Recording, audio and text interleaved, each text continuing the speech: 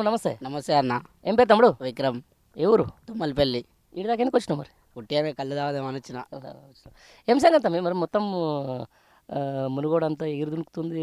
అసలు ఎవరు గెలుస్తాడు తమ్మిడ? ఎవరు గెలుస్తారంటే మళ్ళీ టీఆర్ఎస్ గెలుస్తుందని ఒక ఒపీనియన్ ఉంది. రాజగోపాల్ రెడ్డి ఎందుకు గెలుస్తాడు తమ్మి? ఆయన అమ్ముడు పోయినా ఆయన ఈడ గెలుస్తాడు. మళ్ళీ అదే మళ్ళీ ఏమంటారు, బీజేపీ ఇప్పుడు ఓడిపోయింది అనుకో, మళ్ళీ కాంగ్రెస్లోకి వస్తాడు ఆయన.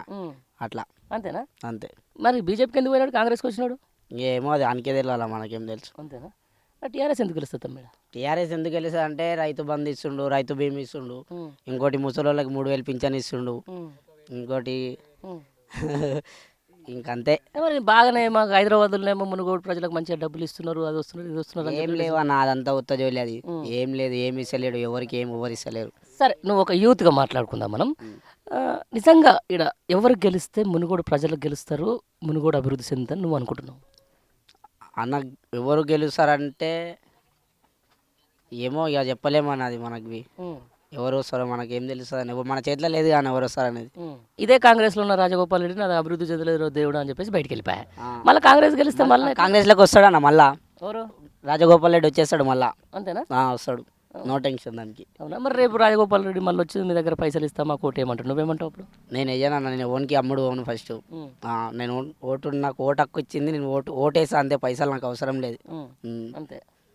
సరే తమ్ముడు, మొత్తానికి సరే నేను అనేది ఏంటంటే మునుగోడు ప్రజలకు సంబంధించి ఇది నాయకుల కోసం వచ్చిన ఎలక్షనా లేకపోతే ప్రజల కోసం వచ్చిన ఎలక్షన్? నాయకుల కోసం వచ్చింది అన్న, ప్రజల కోసం వచ్చింది అయితే ఈ ఉప ఎన్నిక తీసుకురారు.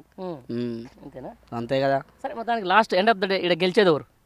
ఈడ గెలిచేది నెక్స్ట్ టీఆర్ఎస్ అన్న. మళ్ళీ మునుగోడులో టీఆర్ఎస్ వస్తుందని అనుకుంటారు అందరు. సరే తమ్ముడు, thank you very much. Okay అన్న, వెల్కమ్, థ్యాంక్ యూ. నమస్తే బ్రదర్. నమస్తే. ఏం పేరే? వెంకటేష్, కొత్తపల్లి వెంకటేషనే. కొత్తపల్లి వెంకటేష్.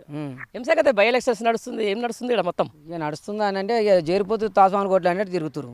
దీనికి సమాధానం ఏం లేదు. చేరిపోతే వాళ్ళు తాస్మామూరు, ఇక చేరిపోతే ఏమో రాజగోపాల్ రెడ్డి, తాసుమామేమో చంద్రశేఖరరావు.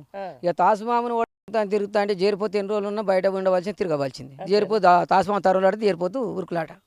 అంతే అంతే. ఇక మరి ఏం సంగతి ఇక్కడ మరి ఎందుకు వచ్చినాయి ఈ ఎలక్షన్లు? ఎలక్షన్లు ఎందుకు వచ్చినాయి అంటే చేతగాని పనులని. ఇవి చేతనాయనోడు ఎన్నని చేస్తాడు. చేతగాక ఏం చేసినావు అంటే ఏ వంక బిడ్డ అంటే ఏ లొంక, బిడ్డ నీళ్ళాలి లేకనంటే అల్లు మీద మొత్తుకున్నట్టు ఉంది రాజగోపాల్ రెడ్డి. ఇప్పుడు బిడ్డ నీళ్ళాలి అంటే సంసారం చేయాలంటే బిడ్డను ఏం చేసినావు, పెళ్లి చేసి కడుపు చేస్తానికి చేస్తుంది. ఇక కడుపు అయింది నా బిడ్డకి, ఆయమన బిడ్డ కడుపు చేసినావు అన్నట్లు లొల్లి పెడుతుండు. మరి లొల్లి పెడితే అదే నీ కేంద్ర ప్రభుత్వంకి వెళ్ళి ఇప్పుడు పోయినావు కదా, ఇవాళ అనుషం ఉన్నాడు, లేకుంటే నరేంద్ర మోహన్ ఉన్నాడు, ఇవాళ ఇదే ముసలోళ్ళ పింఛన్ ఇస్తా, ఈ కళ్యాణ లక్ష్మి ఇస్తా, ఇవాళ మిషన్ భాగీరథ పని చేసిన ఆడ చేసే పని నేను చేస్తా.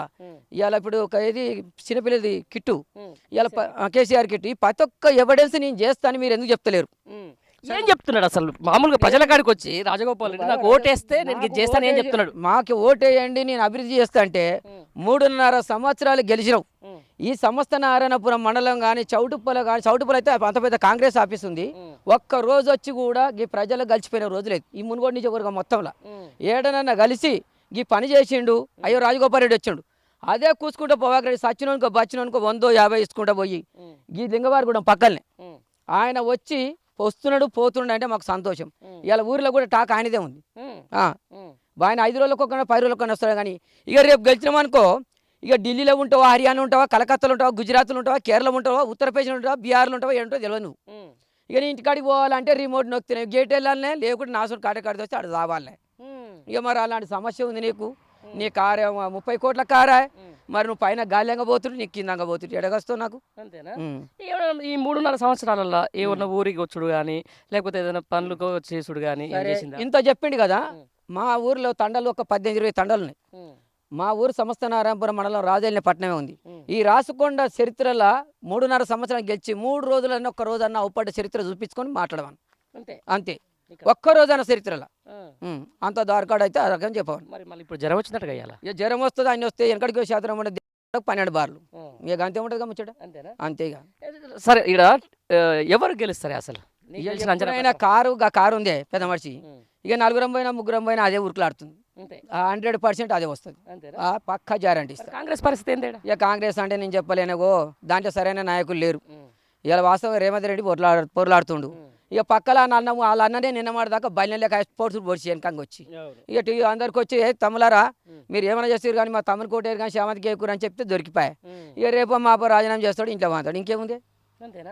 అంతేముంటుంది. మరి సరే ఇప్పుడు ఎండ్ ఆఫ్ ద డే నేను ఏమంటున్నా అంటే ఈ నియోజకవర్గానికి సంబంధించి గత 3 ఏళ్ల నుంచి ఆ, జరిగినటువంటి మేజర్ అభివృద్ధి పని ఒక్కటి చెప్పమంటే ఏం చెప్తాను? ఇవాళ ఇప్పుడు ఇదే కుసుకుడ పోకరెడ్డి వేస్తే మాకు సాగునీరు ఎప్పుడో సాంచనేది శివానగూడెం ప్రాజెక్ట్ది. శివానగూడెం ప్రాజెక్ట్ ఈ రాజగోపాల్ గెలిచిన కాదు రాజీనామా అయిపోయింది. ఏముంది చేదామా వద్దా చేదామా అన్నట్టు అనుకుంటారు. ఇప్పుడు కూడా మేము ఏం చేస్తున్నాం, అభివృద్ధి కావాలని ఆలోచన ఉండాలంటే ఇవాళ నక్కలగండి ప్రాజెక్టు తీసుకురావాలి, సాగునీరు గురించి ఆలోచన చేసిన వాళ్ళు చెప్పిన వాళ్ళు ఎప్పుడో పోయారు, ఇక అనుకుంటూ పోతుండు. మేము చిన్నగా ఉన్నప్పటి నుంచి చూసినాం. ఆయా కమ్యూనిస్ట్ కాంగ్రెస్ నల్గొండ జిల్లా, ఇవాళ కమ్యూనిస్ట్ కాంగ్రెస్ 20-30 సంవత్సరాలు 60 సంవత్సరాలు పరిపాలించింది.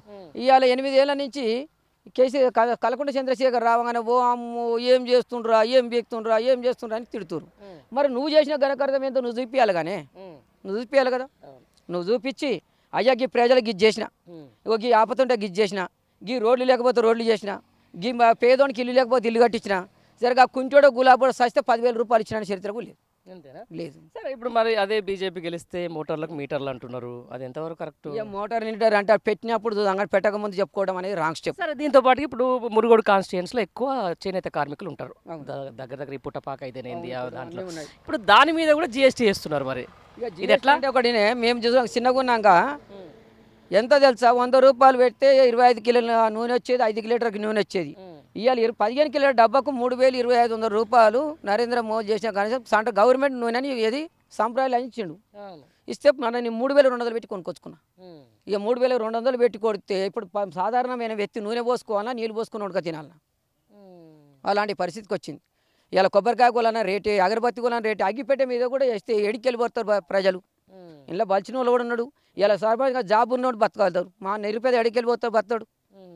ఇలాంటి ఆలోచన. మొత్తానికైతే 3వ తారీఖు ఎలక్షన్స్ ఉన్నాయి, 6వ తారీఖు ఇక్కడ రిజల్ట్ వచ్చేది. ఎవరు గెలవబోతున్నారు, ఎట్లా గెలవబోతున్నారు? 100% కారు మూత మొక్కుడు వెళ్తుంది. అంతేనా? ఎంత మెజార్టీ తోటి?